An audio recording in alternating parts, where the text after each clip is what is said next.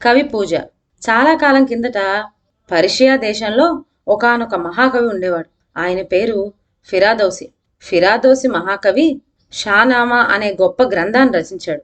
దాన్ని ఒక్కరోజు కాదు, ఒక్క సంవత్సరము కాదు, 30 సంవత్సరాల పాటు అష్టకష్టాలు పడి ఆయన వ్రాశాడు.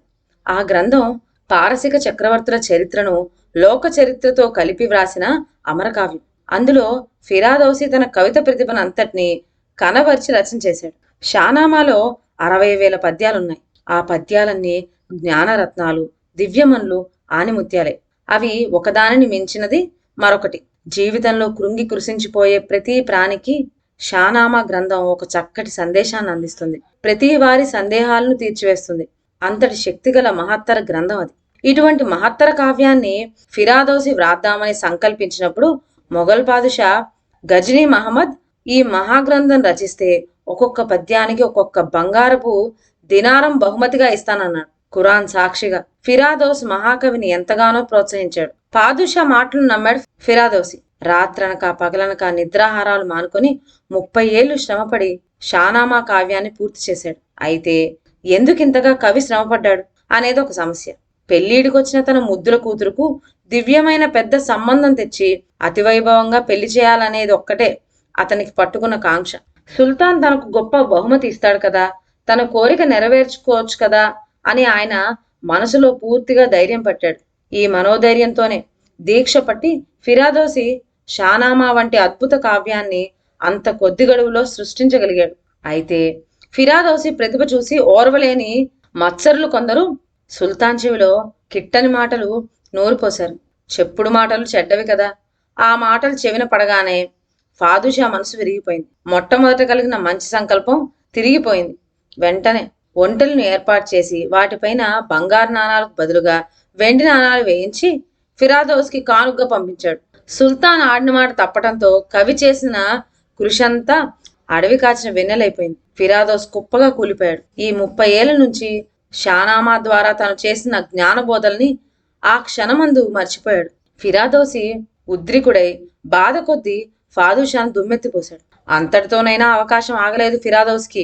తన పెరట్లో నిలబడి ఉన్న ఒంటెలను పొలాల్లోకి తరిమివేసి వాటికి కట్టి ఉన్న తాళ్లను పరపరా కోసివేశాడు. అలా కోసివేయటంతోనే సంచిలల్లో వెండి నాణాలన్నీ జలజలమని నేలను రాలిపోయినాయి.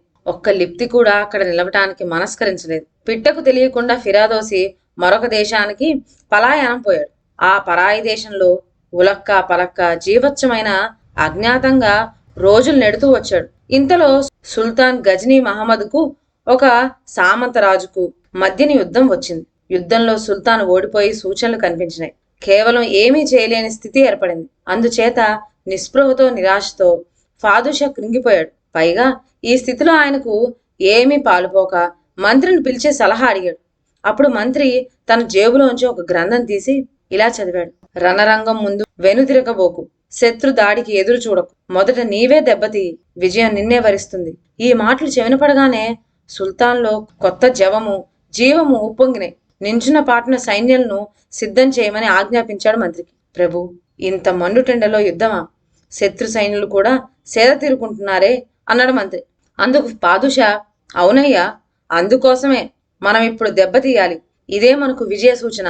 చెయ్యి, సైన్యాలు సిద్ధం చెయ్యి అని వేగిరిపెట్టాడు. మిట్ట మధ్యాహ్నం, మెడసరి లగ్నం. సైనికులందరూ విశ్రాంతి తీసుకుంటూ ఆదమరిచి ఉన్నారు. ఆ అదుల్లో సుల్తాన్ సేనలు హఠాత్తుగా శత్రువును ఢీకొని విజయం పొందినాయి. సుల్తాన్ ఆనందభరితుడైనాడు. వెంటనే మంత్రిని పిలిచి, మంత్రి, నువ్వు పుస్తకం తీసి నాకు చదివి వినిపించావే, ఆ వాక్యాలు ఏ పుస్తకంలోవి అని ఆత్రంతోనూ ఆశ్చర్యంతోనూ అడిగాడు. అందుకు మంత్రి, అవా, ఎవరినైతే దేవరవారు అవమానపరిచి అతని పలాయానికి కారణభూతులైనారో ఆ కవీశ్వర భౌముడు ఫిరాదౌసి వ్రాసిన వాక్యాలే అని నిర్భయంగా చెప్పాడు. సుల్తాన్ నిస్తబుద్ధుడయ్యాడు. కవికి తను చేసిన మహాద్రోహానికి తనలో తను ఎంతగానో సిగ్గుపడ్డాడు. వాగ్దానం చేసిన 60,000 బంగారు దినారాలు పట్టించుకు వెళ్లి కవిచంద్రుణ్ణి వెతకపట్టి ఆ మహానుభావుడికి సమర్పించి రావాల్సిందని మంత్రికి ఆజ్ఞాపించాడు. ఆజ్ఞ ప్రకారం మంత్రి 50 లొట్టు పిట్టల మీద దినారాలు సంచీల్లో వేయించి ఫిరాదౌసి ఉండే ఆ దూరదేశానికి పట్టించుకు వెళ్ళాడు. అప్పటికే 1 ఏడాది నుండి కుమిలి కృషిస్తున్న ఫిరాదౌసు బంగారు దినారాలు తెచ్చిన రాజభట్లు తన వద్దకు వచ్చేసరికి అస్తమించాడు. అక్కడ ఫిరాదోసి కూతురు మాత్రమే ఉన్నది. దినారాలు తెచ్చిన భటులు ఆ నాణ్యాలను ఫిరాదోసి కూతురుకి ఇయ్యబోయారు. ఆమె పుచ్చుకోలేదు. పట్టరాని దుఃఖంతో, ఆవేశంతో ఆమె వారిని ఉద్దేశించి, మీరు కాలయముళ్ళు. ఇది నా తండ్రి జీవితాన్ని అధఃపాతాళానికి అనగద్రొక్కిన నీచపు ద్రవ్యం. దీన్ని నేను తాకినట్టయితే నా తండ్రి ఆత్మకు శాంతి ఉండదు. పోండి పోండి, తీసుకుపోండి. ఈ ధనంతో ఇంక మేడలు మిద్దెలు కట్టించుకొని మీ సుల్తాన్నే కులకమని చెప్పండి. వెళ్ళిపోండి అంటూ వాళ్ళని తిరగ్గొట్టి పంపివేసింది. వజ్రగతం వంటి ఈ వార్త వినగానే సుల్తాను గజిని బిరబిరా కొలువులో నుంచి శయన మందిరానికి పోయి తలుపులు వేసుకొని కవీశ్వర్ని తలుచుకుంటూ కన్నీరు మున్నీరుగా వలవలా ఏడ్చాడు. తరువాత దూసుపట్నమందు ఫిరాదోసి కవి పేరు ఒక చక్కటి సత్రం నిర్మించి రుణం తీర్చుకున్నాడు. ఆ సత్రం శిథిలాలు ఈనాటికి కనబడతాయి. పారసీకులు వాటిని చూచి నేటికి కన్నీరు విడుస్తారు. ఇదండి వాళ్ళ కథ. మరొక మంచి కథతో నెక్స్ట్ వీడియోలో కలుద్దాం. అంతవరకు సెలవు. నా ఛానల్లోని కథలు మీకు నచ్చినట్లయితే నా ఛానల్ను లైక్ చేసి సబ్స్క్రైబ్ చేయండి. షేర్ చేయడం మర్చిపోవద్దు.